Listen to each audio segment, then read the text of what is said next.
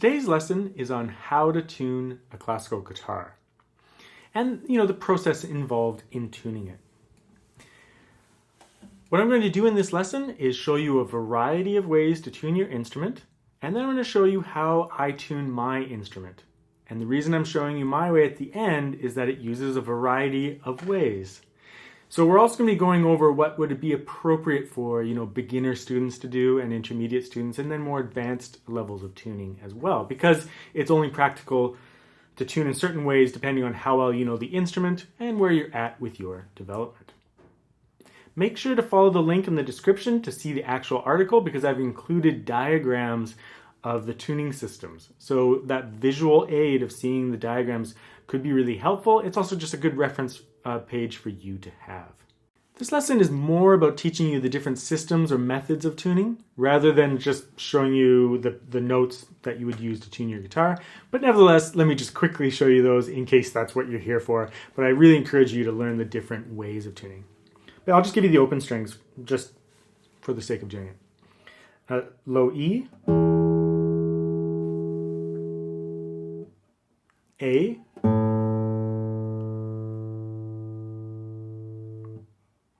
D,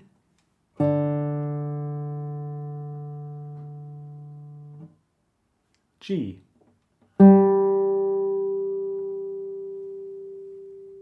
B,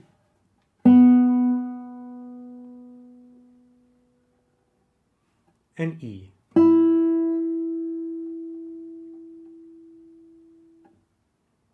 But again, this video, you want to focus on systems of tuning rather than always just relying on some video or something like that, or a piece of technology. So one thing I want to emphasize before we begin is I think that everyone should always practice tuning by ear before you do anything else. A little bit of practice every day tuning by ear, it will develop that skill, and as you progress, you'll hone that skill to be more and more precise.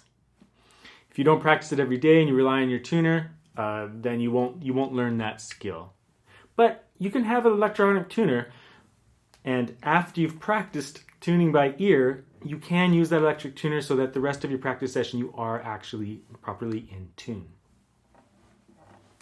So let's first talk about the different stages that you might go through depending on where you are at in your development.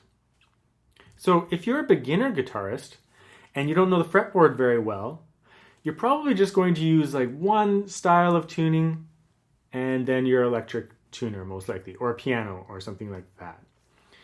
So you might learn the string by string method, going through the 5th and the 4th frets to tune your instrument.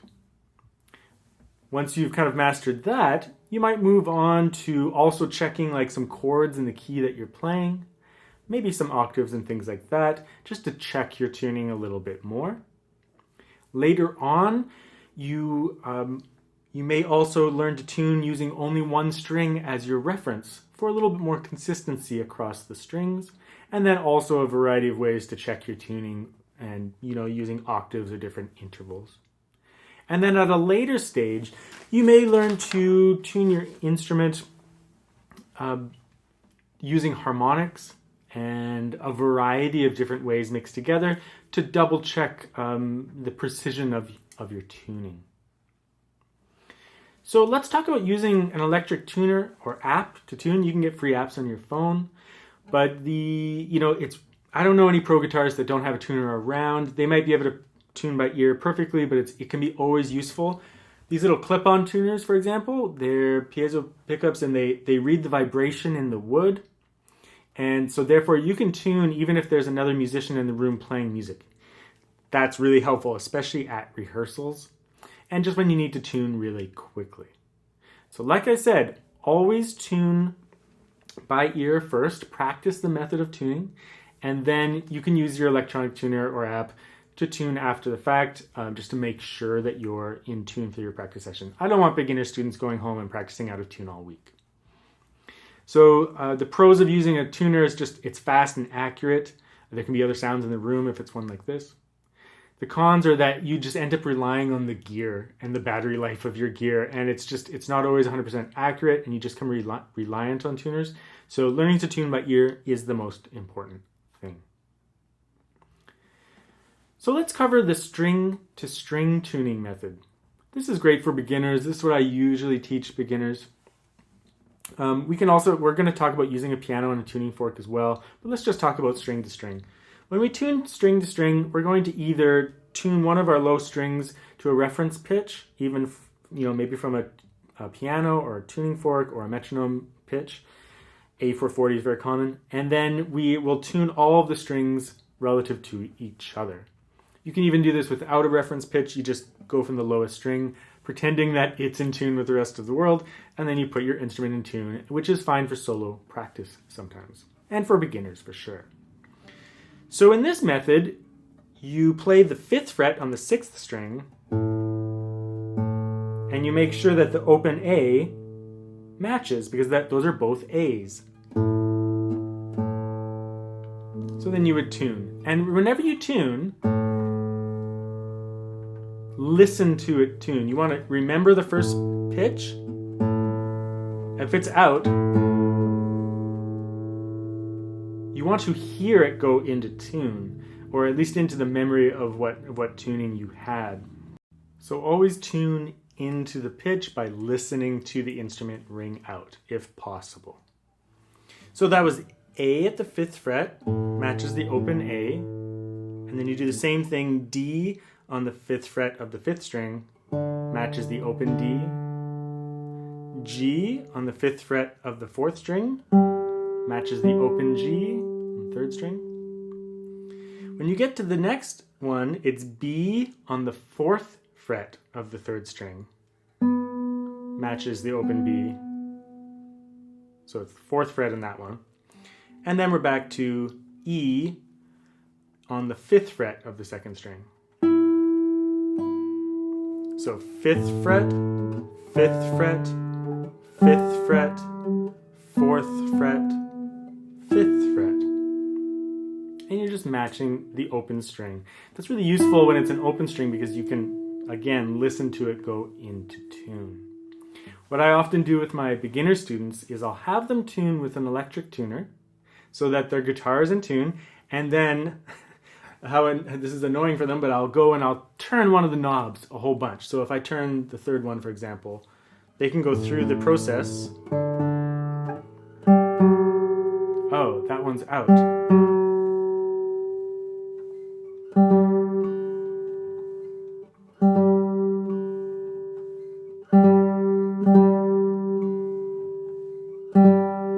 And then they can solve the problem.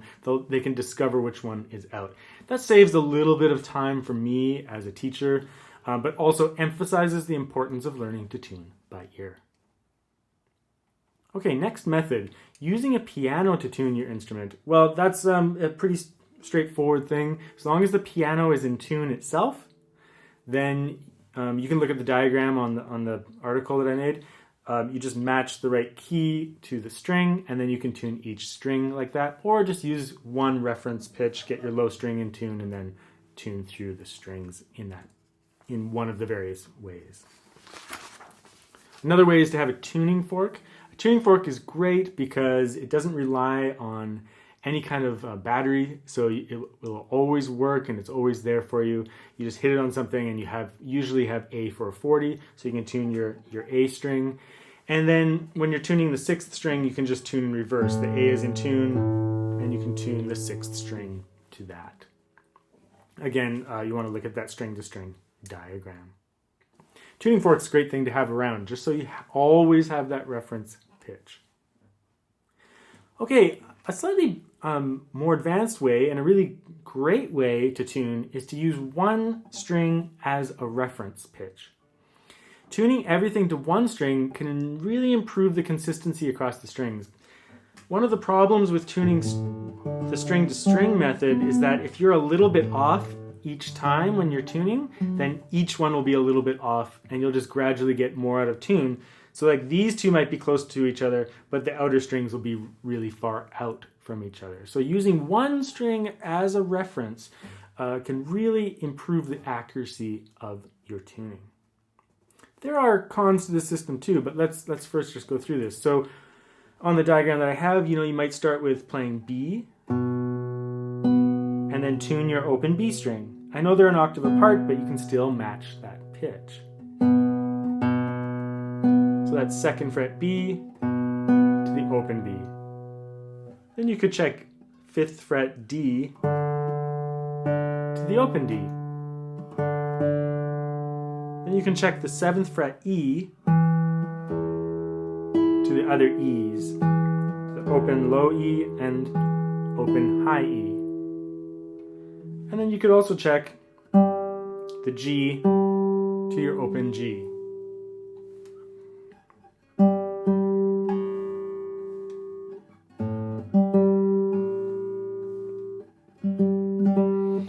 One small issue with this tuning system is that once you get up to these upper frets, intonation can start to get out, especially if your action is really high. Some pros play with pretty high action because they dig in lots, but that means that when you push the string down, it bends the string a little bit, and that can mess with your intonation just a little bit, the accuracy of the pitch. So there's downsides to this method as well, but nevertheless, it's very useful for having just one string as a reference.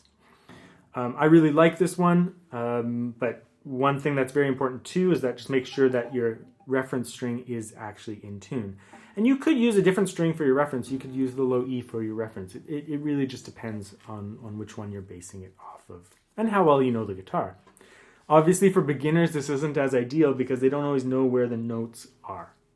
And so I just wait. I just wait until much later to teach them that one. So for example, like if you were using a low E reference, you could use the open E and then tune this E, or this E, or this E, or the open E, or this E. So you could reference everything to the low string if you wish. One advantage to using the A string, though, is that all the other strings, can be open strings, so it's nice to hear the string when you're tuning. Another way of tuning is tuning with harmonics. And a great thing about tuning with harmonics is that you can hear both sounds at the same time, and your hands are free to adjust them. So if you play 2 harmonics on different strings that are the same pitch, you can hear them ringing out. If one of them is out of tune, I don't know if you can hear this through the mics and all the technology, but the vibration is kind of wobbly. It's out of tune and you can hear this like wah, wah, wah, wah, wah, kind of wobbling. When you put it into tune, that wobbling kind of disappears and flatlines, and you get this real kind of accurate wavelength. And the ability to hear both of them ringing out and being able to adjust as you listen to that makes tuning with harmonics an incredibly accurate way of tuning your instrument. It's very useful for us as players to be able to hear both of the notes and then adjust them into tune. You probably want to look at the diagram and the video for this one, but this 5th fret harmonic is an E, which is the same as the 7th fret harmonic, which is also an E. So 5th fret, 7th fret. And then A, and D and D.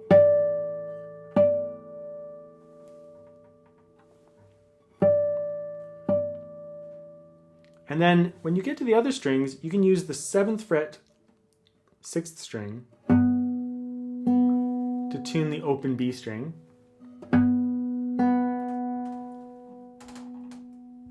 And you can use the 7th fret E on the A string to tune the open E. So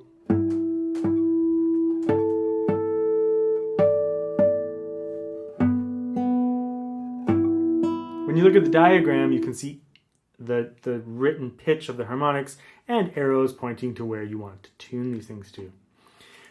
Of course, if you're a beginner and you haven't even ever played harmonics, forget this one. This is for people who have, already played guitar a little bit. They know what harmonics are. They're a little bit familiar with how the guitar works. So, you can learn it at any time in your development, but I would really just wait until you have a few other methods of tuning down and your playing has been raised a little bit. But like I said, this is a very accurate way of tuning. You can still have inaccuracies across each string. So again, like tuning to one reference pitch can be very useful once again, but nevertheless, harmonics are great. Now, all of these different tuning methods have had their pros and cons. And so that's one reason why after using any of these methods, it's really great to check some chords and some key references depending on what piece you're playing. So if I'm playing a piece in C major, after I go through and tune my instrument, I will play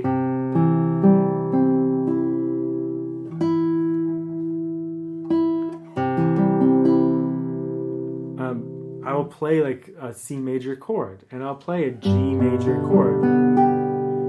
And I'll play some other chords within the key. I'll also check a few things in the piece. If I have some octaves in the piece, I'll always check those, especially if they're upper position, because intonation can be an issue.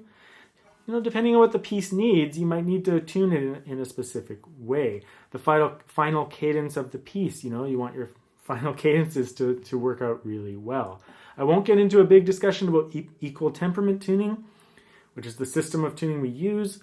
That's a much more complicated topic, but for all intents and purposes, when we play within equal temperament in our musical system, we can check it with the key that we're in, and that can be very helpful just for small corrections, especially if you're using string to string method. Checking some octaves can be very useful. So like A and A, and B and B, and G and G, and G and other G, like checking a whole bunch of octaves to see if the strings across the fretboard are actually in tune with each other can be very useful as well.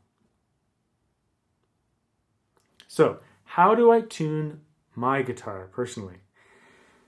This is just how I tune my instrument, and I do this because each system has its pros and cons, and I like to use a variety of systems to tune up my instrument. But the main thing I do is I tune everything to the 5th string, but not necessarily by using all the reference pitches. So I'll use a combination of harmonics and string to string and octaves and things like that to check the tuning. So I use a combination of the different varieties of tuning that I've talked about. So I always tune my A string to either the tuning fork or the pitch on my metronome or a piano. Or electric tuner, and I make sure that 5th string is in tune. To be honest, I usually use my electric tuner first and just get myself generally into tune, and then I'll start this method. So I have my A string, my 5th string in tune, and then what I'll do is I'll check the harmonics on these two strings because it's such an accurate way of checking. So those two are pretty in tune. And then I'll usually check the 4th string with that as well. So using the harmonic system that we talked about. Now at that stage, I want to reference everything to the 5th string, so then I'll check my octave A's. Because I think the more that you fret up on the A string, the more chances you have intonation problems. So I like to use that open A as much as possible, or at least the first position notes. So those A's. And then I check my B's. And then I'll check the harmonic E to my open E. And then I go through some chords. And I'll usually check some octaves. I already checked some octaves, but that's not very in tune.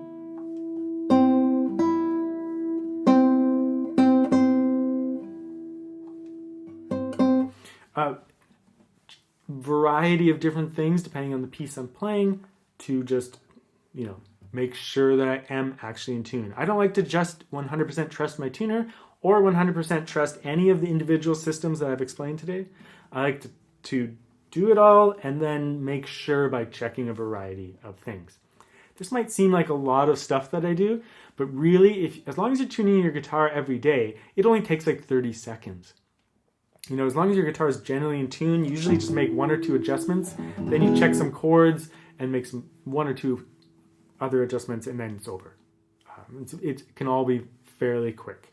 And again, the electronic tuner, in this case, this clip-on tuner, it's helpful for that because I can put everything generally into tune really quick and then do some quick checks using these different methods.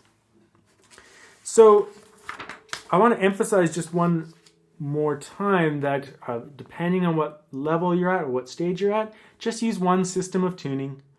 Have an electronic tuner around so that after you practice tuning by ear, you can make sure that your practice session is in tune. And then you can enjoy the process, and you can learn each of these very gradually. You know, like it could be a year between each tuning method that you learn. You take a long period of time between each one. And then it's really painless process, and it's not stressful, and it can even teach you a lot about how the guitar works, learning all these tuning systems. But each one will take a little bit of time to get used to, but that's okay. You know, you'll gain skills with each one, and you'll develop your ear quite a bit.